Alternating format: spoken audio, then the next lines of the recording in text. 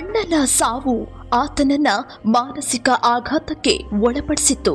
ತಾನು ಎಲ್ಲಿಗೆ ಹೋಗ್ತಿದ್ದೀನಿ, ಏನ್ ಮಾಡ್ತಾ ಇದ್ದೀನಿ ಎಂಬ ಪರಿವೇ ಇಲ್ಲದೆ ಮನೆ ತೊರೆದು ಬೀದಿ ಬೀದಿ ಅಲೆಯುತ್ತಿದ್ದವನು ಬರೋಬ್ಬರಿ 9 ವರ್ಷಗಳ ಬಳಿಕ ಮಂಗಳೂರಿನ ವೈಟ್ ಹೌಸ್ ಸಂಸ್ಥೆಯ ಮಾನವೀಯ ಕಾರ್ಯದಿಂದ ಮರಳಿ ಕುಟುಂಬ ಸೇರಿದ್ದಾನೆ. ಸುರೇಶ್ ಜುಮ್ಲೆ ಎಂಬ ನಾಗಪುರದ ಈ ವ್ಯಕ್ತಿಯೇ ಮರಳಿ ಕುಟುಂಬ ಸೇರಿದಾತ. 2025 ಡಿಸೆಂಬರ್ 1 ಮಂಗಳೂರು ಮಹಾನಗರ ಪಾಲಿಕೆಯ ಮುಂಭಾಗ ಈತ ವೈಟ್ ಹೌಸ್ ಸಂಸ್ಥಾಪಕಿ ಕೊರಿನ್ ರಸ್ಕಿನಾರ್ ಅವರಿಗೆ ಸಿಗ್ತಾನೆ. ನೋಡುವಾಗ ಕೈಕಾಲು ದೇಹ ಕೃಶವಾಗಿತ್ತು, ಮೈ ಮೇಲಿನ ಬಟ್ಟೆಗಳು ಕೊಳಕಾಗಿತ್ತು. ಸ್ನಾನ ಮಾಡದೆ ಎಷ್ಟೋ ಸಮಯವಾಗಿತ್ತೋ ಗೊತ್ತಿಲ್ಲ. ಆತನನ್ನ ವೈಟ್ ಹೌಸ್ಗೆ ಕರೆತಂದು ಆರೈಕೆ ಮಾಡಲಾಗುತ್ತೆ.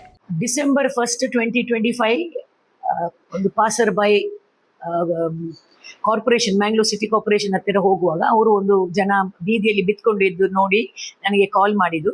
ನಾನು ಹೊರಗೇನೆ ಇದ್ದೆ, ಅದಕ್ಕೆ ಗಾಡಿ ಇಟ್ಕೊಂಡು ಸೀದಾ ಅಲ್ಲಿ ಹೋಗುವಾಗ ಅವನಿಗೆ ನಡಿಲಿಕ್ಕೆ ಆಗೋದಿಲ್ಲ, ಏಳಲಿಕ್ಕೆ ಆಗೋದಿಲ್ಲ. ಯಾರು ಊಟ ಕೊಟ್ಟಿದ್ದಾರೆ, ನೀರು ಕೊಟ್ಟಿದ್ದಾರೆ, ಮಾತ್ರ ಅವನು ಅಲ್ಲಿಯೇ ಇದ್ದ. ಮತ್ತೆ ನಾನು ನಮ್ಮ ವೈಟ್ ಹೌಸ್ಗೆ ಕರೆದು ಆಂಬ್ಯುಲೆನ್ಸ್ ತಂದು ನಮ್ಮ ಸ್ಟಾಫ್ ಎತ್ಕೊಂಡು ಹೇಗೆ ಹಾಕಿದ್ರು ಗಾಡಿಯಲ್ಲಿ. ಅವರು ಇಲ್ಲಿ ಬಂದಿದ ನಂತರ ಅವರ ಹೆಸರು ಕಷ್ಟದಲ್ಲಿ ಹೇಳಿದ ಸುರೇಶ್ ಜುಮ್ಲೆ, ನಾಗ್ಪುರಿಂದ.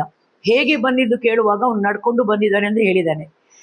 ಅದು ನಮಗೆ ನಂಬಲಿಕ್ಕೆ ಆಗ್ತದೆ, ಯಾಕಂದರೆ ಅವನಿಗೆ ಕಾಲೇ ಬರಲಿಲ್ಲ, ಅಷ್ಟು ಅವ್ನು ನಡ್ಕೊಂಡು ಬಂದು ಮತ್ತು ಡೈಲಿ ಸ್ವಲ್ಪ ಟ್ರೀಟ್ಮೆಂಟ್ ಎಲ್ಲ ಆಗುವಾಗ ಅವರ ಸ್ವಲ್ಪ ಡೀಟೇಲ್ಸ್ ಎಲ್ಲ ಕೊಟ್ಟಿದ್ರು, ಮನೆದು ನೆಂಟ್ರದ್ದು ಹೆಸರು, ಅವನು ಮದುವೆ ಆಗಲಿಲ್ಲ ಹಾಗೆ ಹೇಳಿ. ಹಾಗೆ ನಮ್ಮ ಸ್ಟಾಫ್ ಅವ್ರಿಗೆ ಅಲ್ಲಿ ಕಾಂಟ್ಯಾಕ್ಟ್ ಮಾಡಿ ಹೇಗೆ ಕಷ್ಟದಲ್ಲಿ ಮನೆಯವರು ಸಿಕ್ಕಿದ್ರು. ಅವರಿಗೆ ನಂಬಲಿಕ್ಕೆ ಆಗಲಿಲ್ಲ, ಯಾಕಂದರೆ ಅವನು 9 ವರ್ಷದಿಂದ ಮಿಸ್ಸಿಂಗ್. ಹಾಗೆ ಇವತ್ತು ಬಂದಿದ್ದಾರೆ ನಾಗ್ಪುರಿಂದ. ಅವ್ರಿಗೆ ಬರಲಿಕ್ಕೆ ಸಹ ತುಂಬ ಕಷ್ಟ, ಬಡವರು ಹೇಳಿದರು. ಹಾಗೆ ನಾವು ಟ್ರೈನ್ ಟಿಕೆಟ್ ಎಲ್ಲ ಕೊಡ್ತೇವೆ ಬನ್ನಿ ಎಂದು, ಬೇಕಿದ್ರೆ ಬನ್ನಿ ಎಂದು ಹೇಳುವಾಗ ಬಂದಿದ್ದಾರೆ ಇವತ್ತು. ನಮಗೆ ಭಾಳ ಸಂತೋಷ. ಇದು ನಮ್ಮ 484th ಕೇಸ್. ನಿನ್ನೆ ಒಂದು ನಾವು ಕೆಲಸಕ್ಕೆ ಬಿಟ್ಟಿದ್ದೇವೆ. ಮತ್ತೆ ಇವತ್ತು ನಾಗ್ಪುರಿಗೆ ಹಿಂದೆ ಸುರೇಶ್ ಜುಮ್ಲೆ. ಒಂದಷ್ಟು ದಿನಗಳ ಆರೈಕೆಯಲ್ಲಿ ಔಷಧೋಪಚಾರದಲ್ಲಿ ತನ್ನ ಮನೆ ನಾಗಪುರದಲ್ಲಿ ಎಂದು ಹೇಳ್ತಾನೆ. ತಾನು ನಡೆದುಕೊಂಡೇ ಇಲ್ಲಿವರೆಗೆ ಬಂದಿದ್ದೇನೆ ಎಂದಿದ್ದಾನೆ. ಇನ್ನು ಕೆಲ ದಿನಗಳ ಕೌನ್ಸಿಲಿಂಗ್ನಲ್ಲಿ ತಾನು ಹೂ ಕಟ್ತಾ ಇದ್ದೆ, ತಂಗಿ, ಅಣ್ಣನ ಪುತ್ರನ ಹೆಸರು ಹೇಳಿದ್ದಾನೆ. ಈ ಜಾಡು ಹಿಡಿದು ನಾಗಪುರ ಪೊಲೀಸ್ ಠಾಣೆಗೆ ಸಂಪರ್ಕಿಸಿ ಈತನ ಮನೆಯವರನ್ನ ಹುಡುಕಾಟ ನಡೆಸಲಾಯಿತು. ಕೆಲವೇ ದಿನಗಳಲ್ಲಿ ಅಲ್ಲಿನ ಪೊಲೀಸರು ಸುರೇಶ್ ಜುಮ್ಲೆಯ ಮನೆಯವರ ಸಂಪರ್ಕ ಸಂಖ್ಯೆಯನ್ನ ವೈಟ್ ಹೌಸ್ ಸಂಸ್ಥೆಗೆ ನೀಡಿದ್ದಾರೆ. जुमड़े की डेट होने की वजह से वो मेंटली हेल्थ में चले गया। कितने वर्ष हो गए? 9 साल 9 ईयर्स हो गए। वो भी 2006 में था।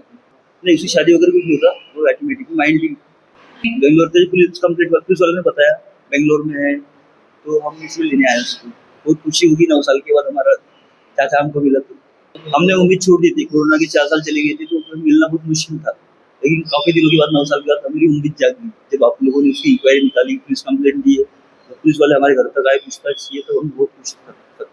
ಶನಿವಾರ ಬೆಳಗ್ಗೆ ಸುರೇಶ್ ಜುಮ್ಲೆಯ ಸಹೋದರನ ಪುತ್ರ ಹಾಗೂ ಭಾವ ಮಂಗಳೂರಿಗೆ ಬಂದಿದ್ದಾರೆ. ಅವರನ್ನ ನೋಡ್ತಾ ಇದ್ದಂತೆ ಸುರೇಶ್ ಜುಮ್ಲೆ ಆಶ್ಚರ್ಯಚಕಿತನಾದ.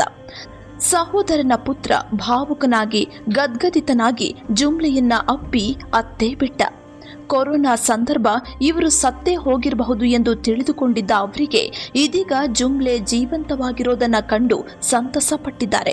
ಒಟ್ಟಿನಲ್ಲಿ ಸುರೇಶ್ ಜುಮ್ಲೆ ಮಂಗಳೂರಿನಿಂದ ನಾಗಪುರದತ್ತ ತೆರಳಿದ್ದು ಆತ ಮತ್ತೆ ಮೊದಲಿನಂತಾಗಲಿ ಎಂಬುದೇ ನಮ್ಮ ಆಶಯ.